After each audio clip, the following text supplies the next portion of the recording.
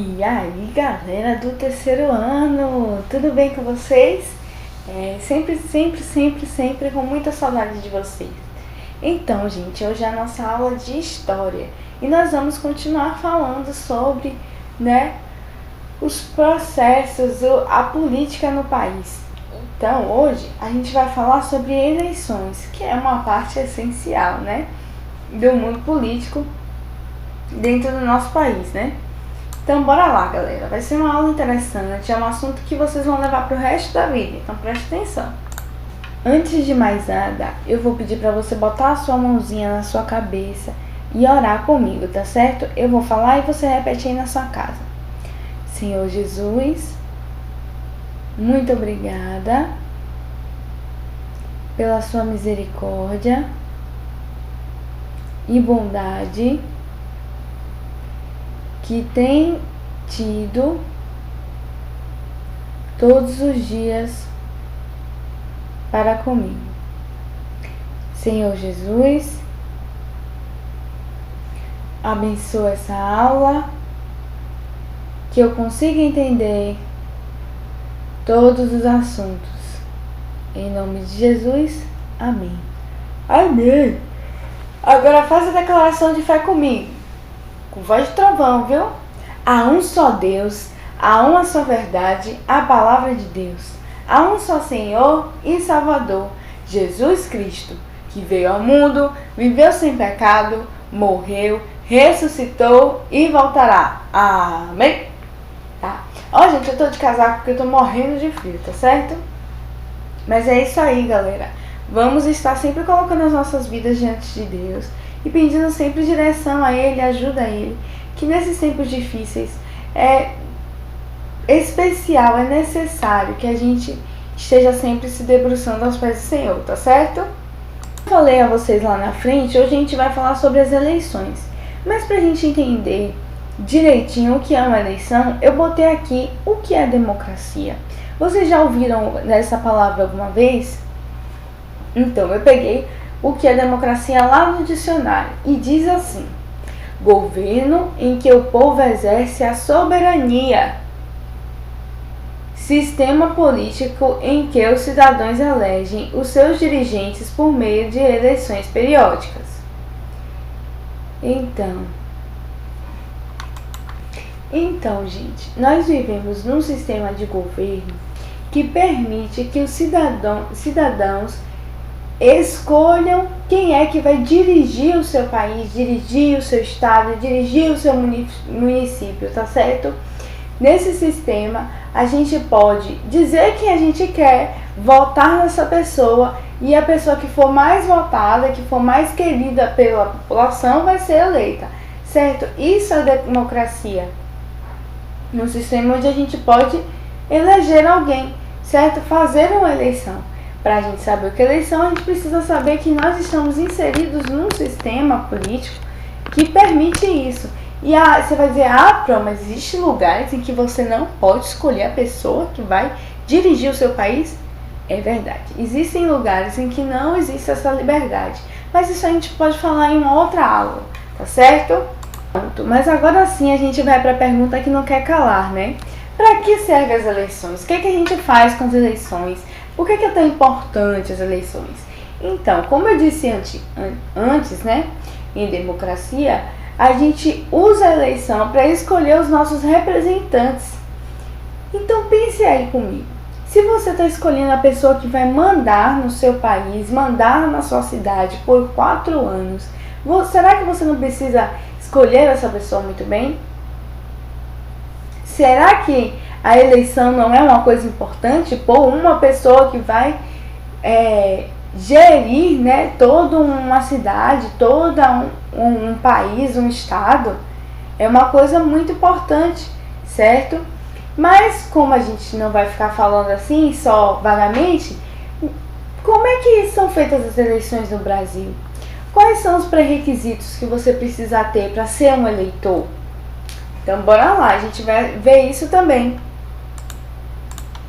Então, galera, tudo bem, eleição é importante, é com ela que a gente escolhe os nossos representantes. Mas quem é que pode votar? Então, Está permitido votar a partir de 16 anos de idade. Entretanto, isso não é obrigatório, só passa a ser obrigatório a partir dos 18, certo? Que todas as eleições você tem que estar lá votando. Outras pessoas que também podem votar, mas que não é obrigatório elas votarem, são os analfabetos e os idosos maiores de 70 anos. Eles podem votar, mas não é obrigado a votar, tá certo?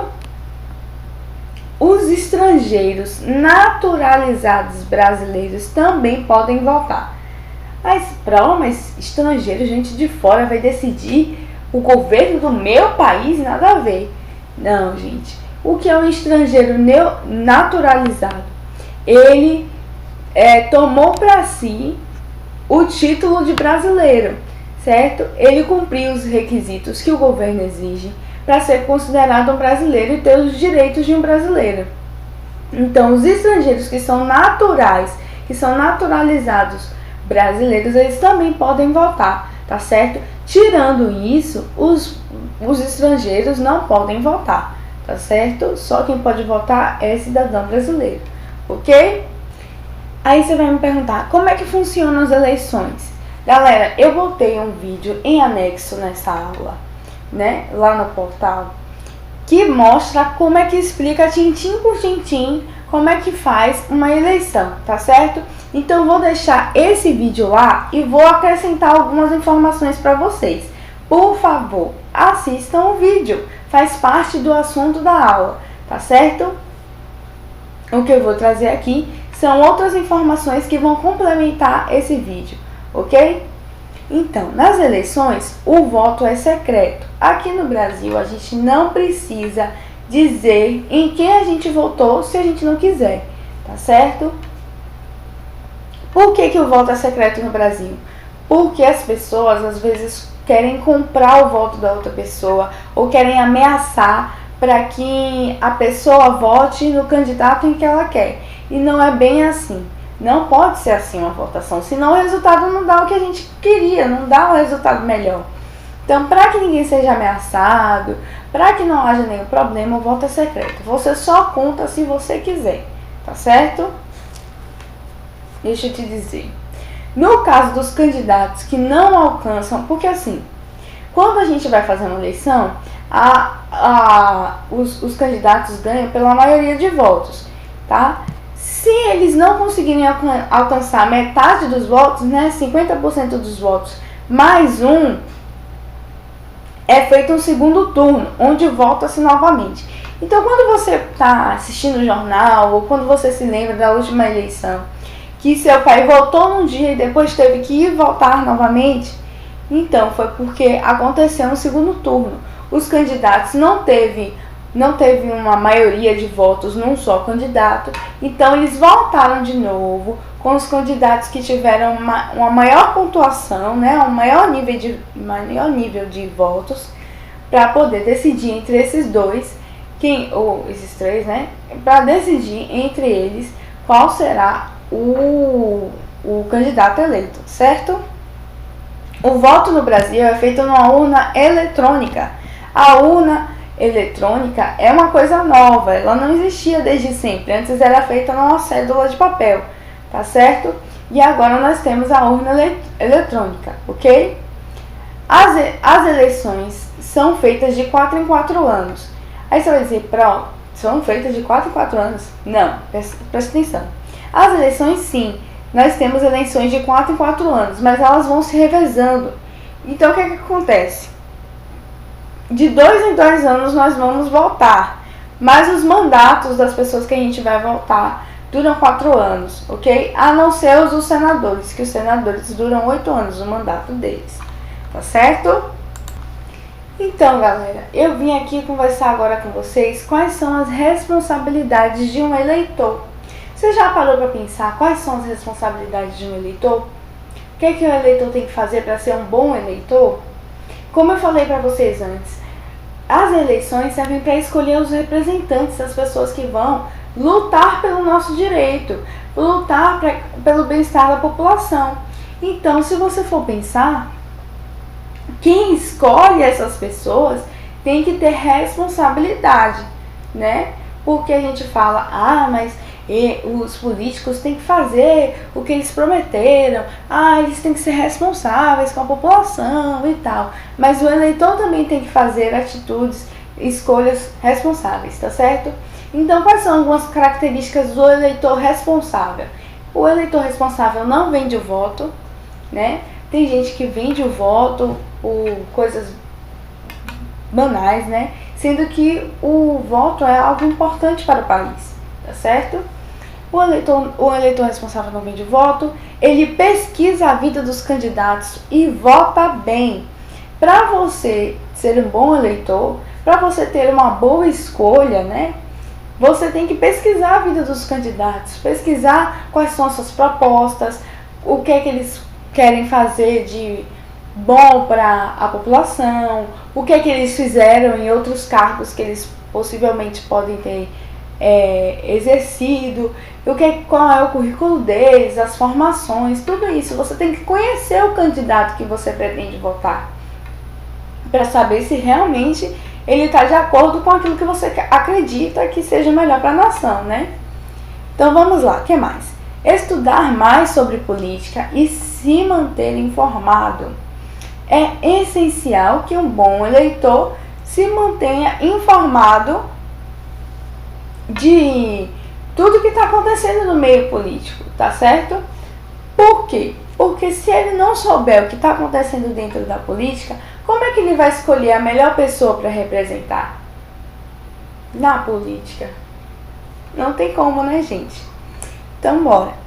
Qual é a outra característica de um bom eleitor? Ele cobra dos eleitos, né? Cobra dos seus candidatos a realização de suas promessas eleitorais. Então, se você votou numa pessoa e ela tá lá eleita, você tem que fazer o quê? Ficar com a cara pra cima, esperando as coisas acontecerem? Não, você tem que dizer, cara, você não queria ser eleito para fazer isso, isso e isso? Então, nós queremos o que você prometeu, tá certo? Um outro detalhe importante que um bom eleitor tem que fazer: comparecer às votações. Tem gente que não gosta de ir para as votações, que perde a data e depois justifica e tal, e não sei o que, e aí não vai. Mas é essencial que você vote, que você vá para as votações. Por quê? Porque você está ajudando a definir o rumo do país, certo? Se algo está acontecendo lá no governo que você não está satisfeito, é por quê? Porque escolheu mal, porque não deu a devida atenção. Então, se todo mundo parar para pensar, poxa, eu tenho responsabilidade como eleitor, vamos ter um país melhor, certo? Isso aí, galera. Então, galera, antes de terminar a aula, eu quero mostrar para vocês uma linha de tempo do voto no país, tá certo? Então, tudo começa aqui em 1532 com a primeira eleição para a escolha do Conselho da Vila. Aqui está incompleto, está cortado, mas é da Vila de São Vicente. Lembra que a gente falou sobre ela nas outras aulas de história? Então, foi escolhido as pessoas através da votação, tá certo? Em 1824, observe a lacuna de tempo aqui, ó. De 1532, a próxima data é 1824. O voto obrigatório para homens maiores de 25 anos alfabetizados e ricos. Ou seja, em 1824 só podia votar quem era homem, quem era maior de 25 anos, quem fosse alfabetizado e rico. O que é que você percebe aí? Que poucas pessoas poderiam votar, poucas pessoas tinham possibilidade de votar. Então isso acabava que os representantes que essas pessoas escolhiam não representavam o povo como um todo, não eram a favor de todo o povo. Por quê? Porque as pessoas que escolhiam as pessoas que eram eleitas estavam só atendendo aos pedidos, às demandas dessas pessoas que estão votando, entendeu? Então não era exatamente bom para todo mundo, né? A próxima data é 1932. As mulheres ganham o direito de votar. Só em 1932 as mulheres começaram a votar no Brasil, tá certo? Em 1983, o início do movimento Direta Já, que pedia o voto direto para governador e presidente. Por que você está dizendo assim, Direta Já, o que é isso? O que aconteceu no país? Nós tivemos uma ditadura que começou lá em 1964. E como eu falei, na democracia você pode escolher os seus presidentes, os seus representantes. E na ditadura não, o governo é tomado à força. E aí vem um governo que oprime a população, tá certo? E o que aconteceu? Em 1883 ainda estávamos nessa ditadura. E o povo começa a se revoltar e pedir votos diretos, né? Eleições para escolher os representantes, tá certo? Apesar de 1883 ainda ser ditadura, estava suavizando, já não estava mais tão forte como era antes. Já estava no caminho de terminar, ok? Mas o pessoal ainda não tinha direito de votar diretamente para presidente, para governador. Os militares, que eram quem estavam no poder na época, eram que escolhia, né? Mas vamos continuar. 1988. Com a Constituição Cidadã, o voto é obrigatório para homens e mulheres e facultativo para pessoas de 16 a 17 anos e maiores de 70 anos e analfabetos. Facultativo, gente, significa opcional. A pessoa pode escolher se ela vai fazer ou não, tá certo? E perceba aí que de 1983 a 1988, então a diferença de tempo aí é muito pequena. Foi o tempo da ditadura deixar de existir e tudo, e ser feita uma nova Constituição. Você vai dizer, o que é Constituição? A gente vai falar melhor sobre Constituição na próxima aula, tá certo? Mas agora eu quero explicar para vocês como é que vocês vão fazer o dever de casa. O dever de casa que eu passei para vocês é uma entrevista, certo? Vocês vão chegar para um papai, para uma mamãe, alguma coisa assim, e vai fazer as perguntas que eu mandei vocês escreverem. Você vai fazer assim, você vai escrever a pergunta no seu caderno, vai perguntar ao seu papai, sua mamãe, sua tia, alguém que mora com você. Ele vai responder e você vai escrever a resposta dessa pessoa no caderno, tá certo? Você vai fazer o papel de um jornalista, vai pesquisar com as pessoas o que é que elas acham, tá certo? Não se esqueça de botar o nome da pessoa, não se esqueça de botar a idade e perguntar se você pode fazer essa atividade com ela, tá certo? E é isso aí, galera. Eu gosto muito de vocês, estou muito feliz que a gente está vivendo junto, tá tendo aulas online divertidas. E é isso aí, galera. Beijocas, muita saudade.